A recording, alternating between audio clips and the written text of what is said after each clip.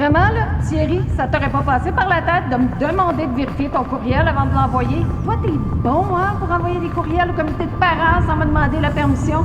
T'es un incompétent. Je sais même pas pourquoi qu'on te paye. Là, vraiment, j'en ai ras-le-bol, ras-le-bol, ras-le-bol.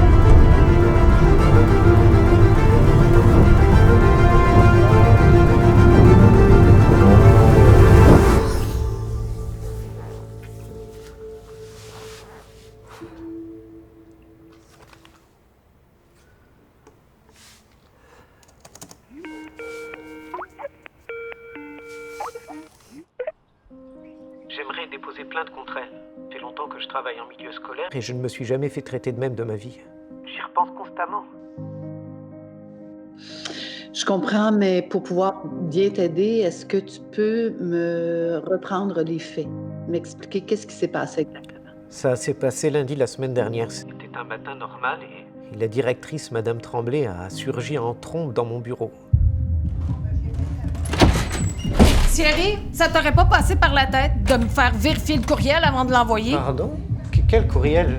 Ça doit être celui de ce matin, je m'excuse. Oui, le courriel du comité de parents. Puis là, c'est moi qui a l'air d'une conne après ça. J'ai horreur de l'incompétence. Demain matin, là, 11h dans mon bureau pour ton évaluation. Je suis claire?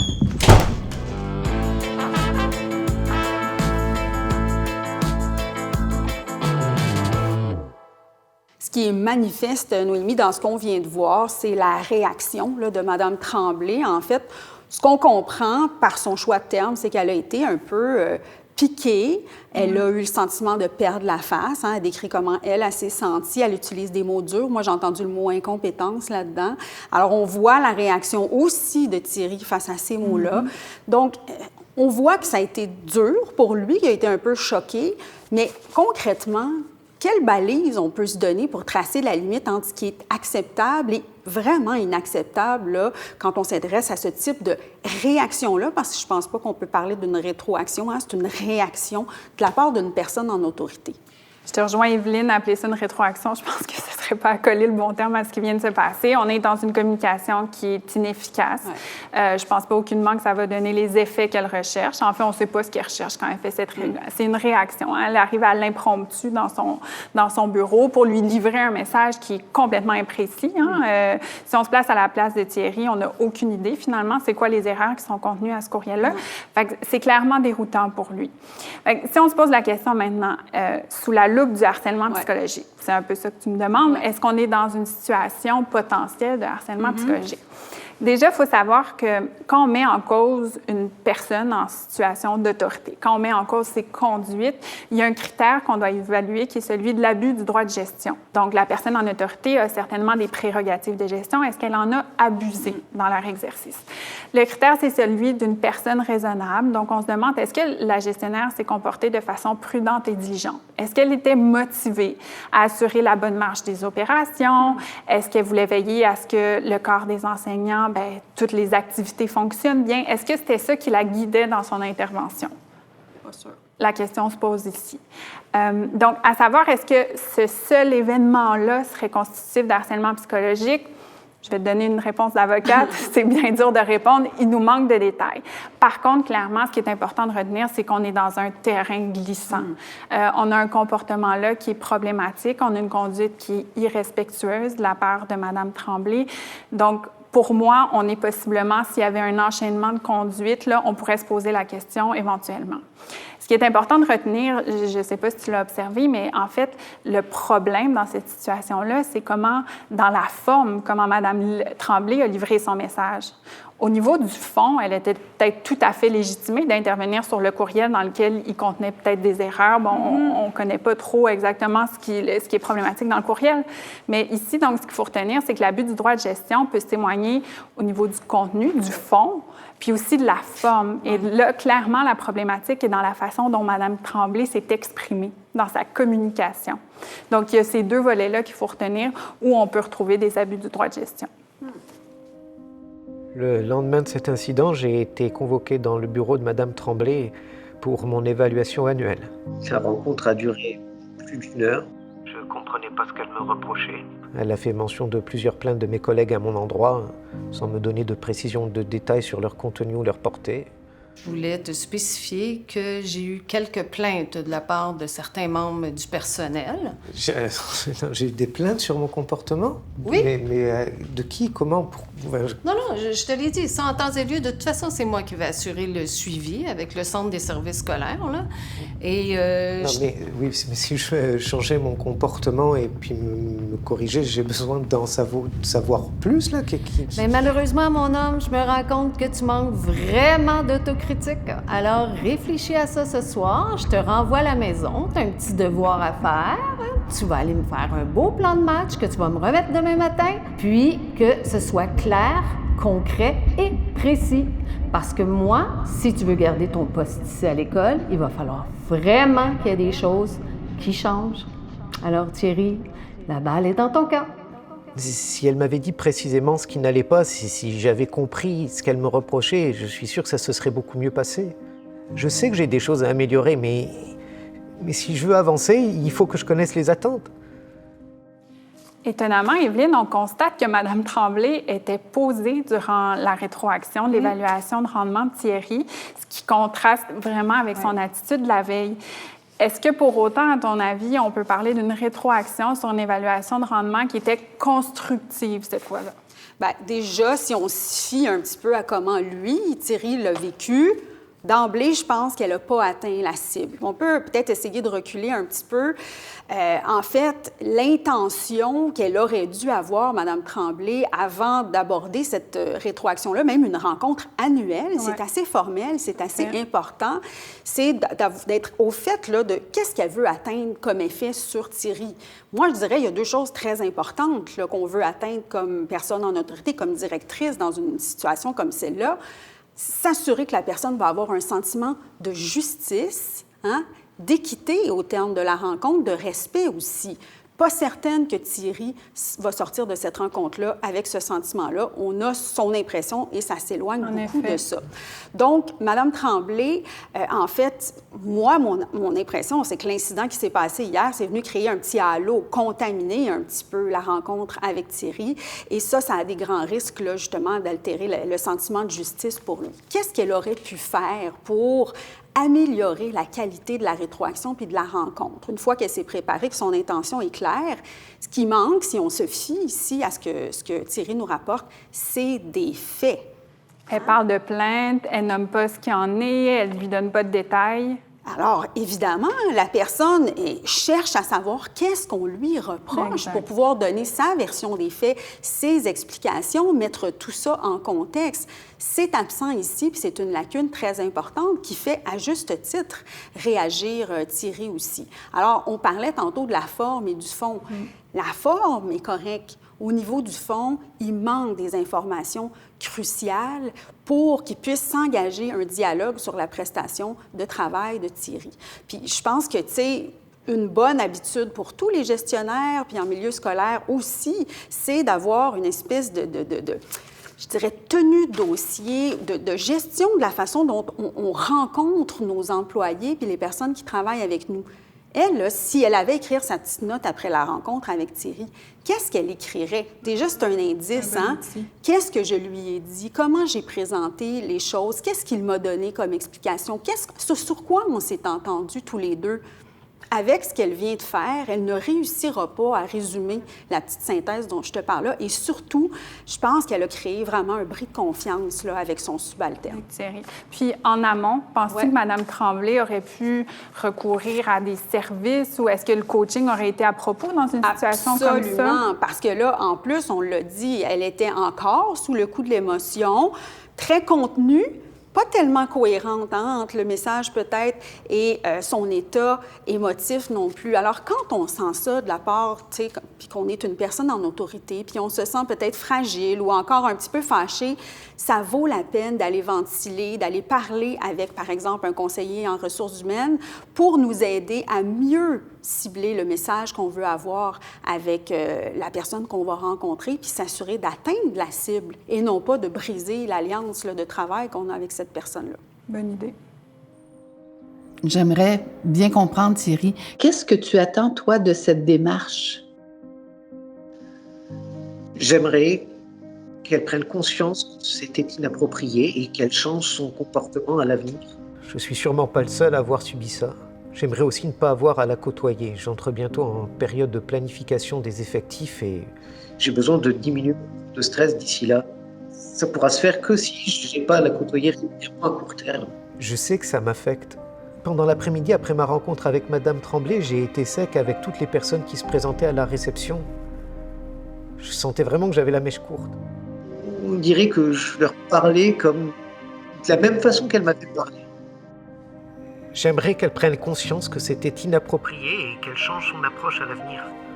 Je suis sûrement pas le seul à avoir subi ça. Thierry relate avoir été sec, avoir été abrupt. Après qu'il y ait eu une situation difficile avec Mme Tremblay, vois-tu, Evelyne, un lien entre ces deux événements-là? Oui. Puis c'est très intéressant d'abord que Thierry prenne conscience que lui-même n'a pas été tout à fait respectueux dans ses contacts par la suite. C'est pas une vue de l'esprit, c'est documenter cet effet-là. C'est-à-dire, si on est exposé à des conduites inciviles et respectueuses, ça augmente notre chance d'être nous-mêmes irrespectueux avec les personnes qu'on va croiser par la suite. Un peu comme quand on est en voiture, on se fait couper abruptement. Dans les minutes qui suivent, je sais pas comment tu te sens, mais des fois, on n'est pas très, très bien. Alors, si on croise quelqu'un d'autre, il est possible qu'on ne soit pas à notre meilleur avec cette personne-là. On pourrait parler d'une espèce de contagion, de l'incivilité dans un milieu. Et je dirais, un autre phénomène qui est apparenté à celui-là, c'est l'effet cascade. Ce qu'on sait, c'est que quand les personnes en autorité, la directrice en l'occurrence ici, affiche ce type de comportement-là avec peu importe qui, ça a un effet qui se reproduit encore plus dans le milieu.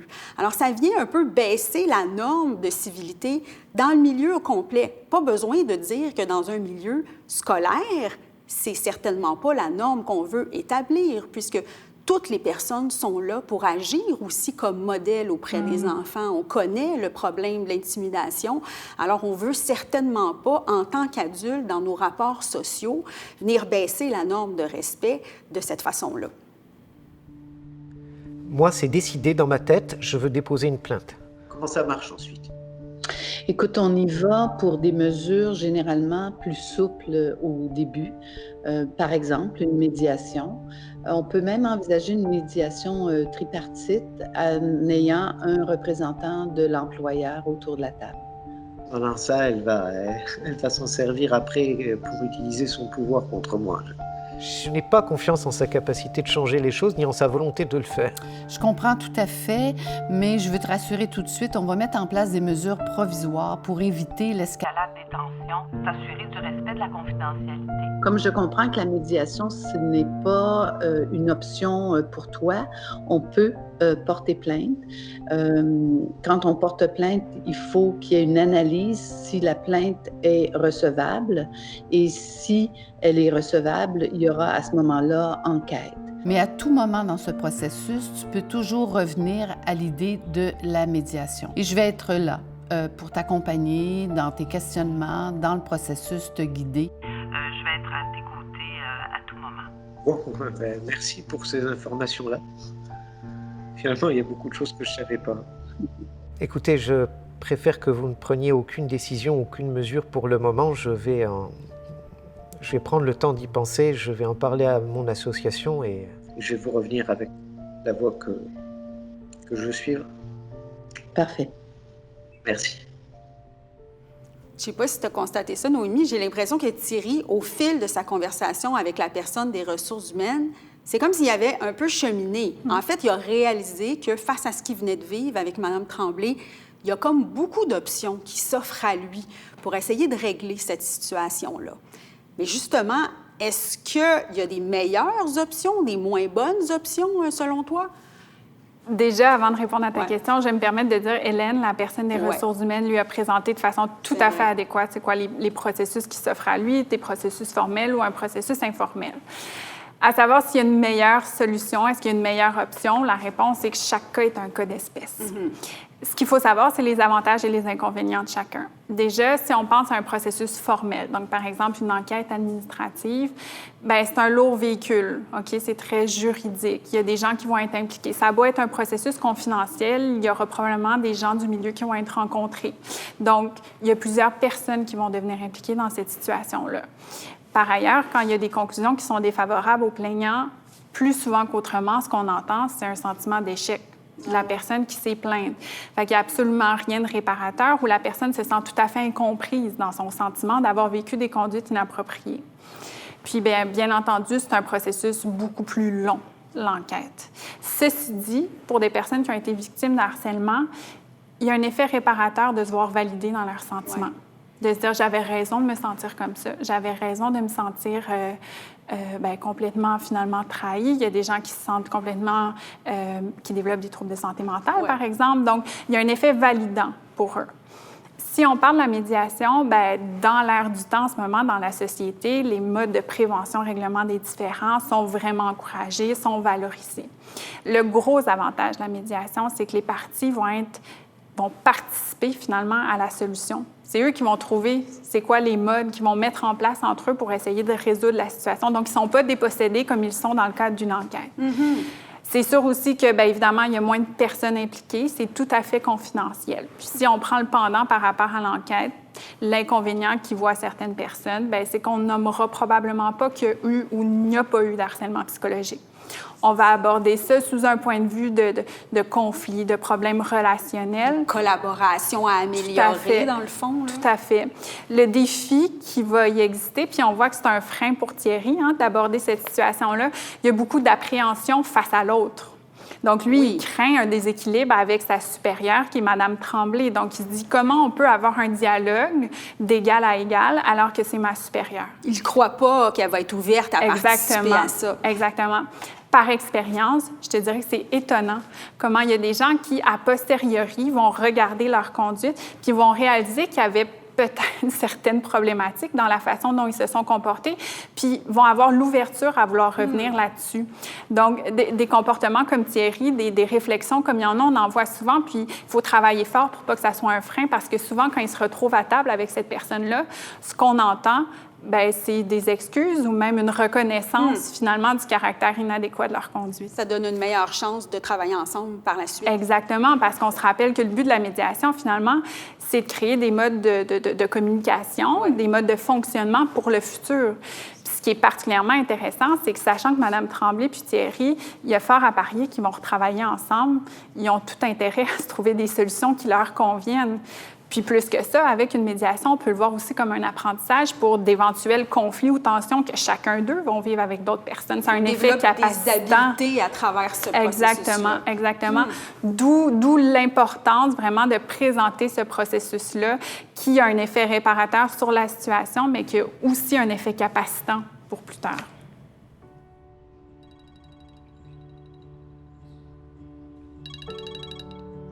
Oui, allô?